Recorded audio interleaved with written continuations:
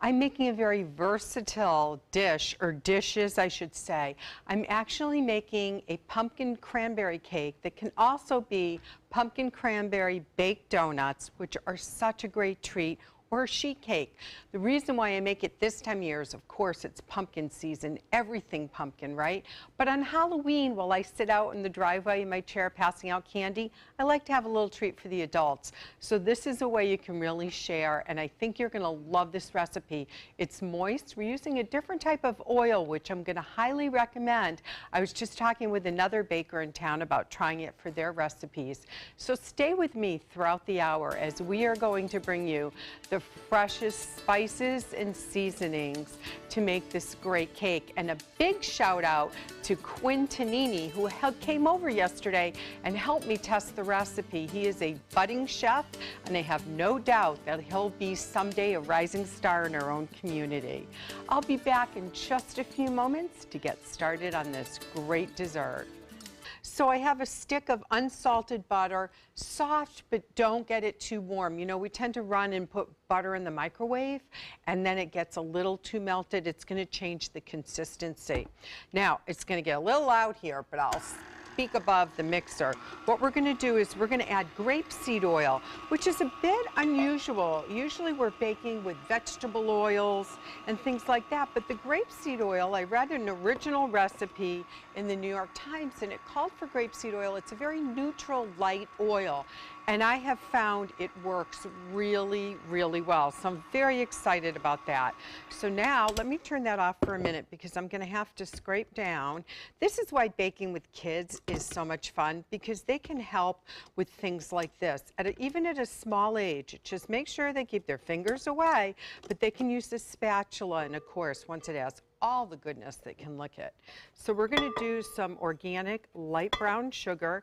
Now, people often ask me, I only have dark brown sugar in the house, can I use it? It honestly depends on the recipe, because that's the part that has the molasses in it, so it changes the consistency just slightly. It's more of the dark color, but just so you know. So we're gonna give this a whip, then we're gonna add 2 eggs, one at a time.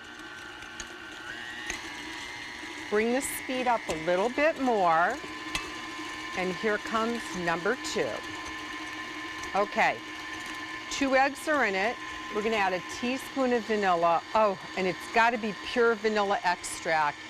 Oh, the aroma, I just love it. But at this time of year, I'm gonna buy the big bottles and vanilla paste because I'm gonna use it so much.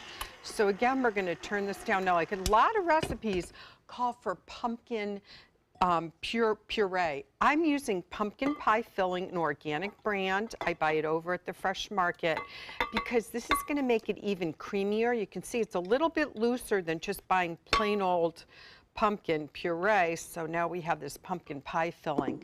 This is gonna get mixed, and then we'll start working on our dry ingredients, okay? So our dry ingredients are flour, and don't worry about the quantity because you're going to get the recipe on mysuncoast.com/dining. So we have 2 cups of flour, a teaspoon of baking soda, a teaspoon of baking powder, and 3/4 kosher salt. So I'll mix this up, get ready, and then we'll talk about the glaze when I come back in just a few minutes. It's going to be tasty Halloween time. So you can either make this cake by using a 13 by 9 inch pan, and I have the molasses cream cheese frosting on top. So let me just show you what ingredients go in that, then I'll whip it when we go on break. So I have soft cream cheese and a 1/2 stick of unsalted butter, and then I'm gonna add 1½ cups of confectionery sugar. I always get the 10X, it's gonna be lighter, a teaspoon of lemon juice, and then we're gonna do some more vanilla extract, and we're gonna whip that around. I usually, when I'm looking at recipes, I usually cut down the confectionery sugar no matter what the recipe says. I really want to taste the cream cheese in this and not have it too sweet. Plus, we're adding a tablespoon of molasses. So it's going to give you that thick color, but it's also going to give you almost like not a tart, but a deeper flavor.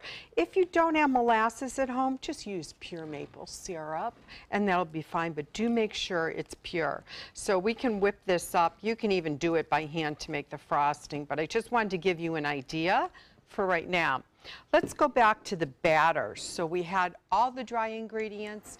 We added off break ginger, ground cloves, a little nutmeg, and cinnamon. So you can imagine this cake is somewhere between a gingerbread cake and a pumpkin cake. So what I have are these little round pans to make baked donuts. So I'm gonna put them in here, and this is what I got up this morning and I said, you know, I gotta make them as donuts because that's gonna be fun for the adults to get them. The kids probably don't care. They're getting their chocolate, right? So we're gonna get our fix in. And you'll notice the fluffiness of the batter. And that really relates to that grapeseed oil that we used, which I think is a real treat.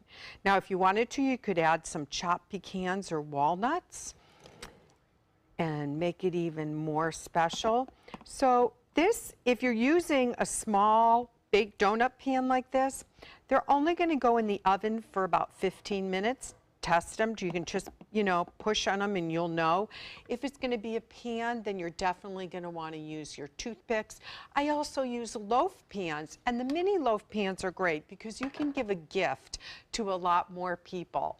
So come back in a few minutes. We'll frost a few up for John Scalzi and Scott Dennis and show you how the finished dish looks.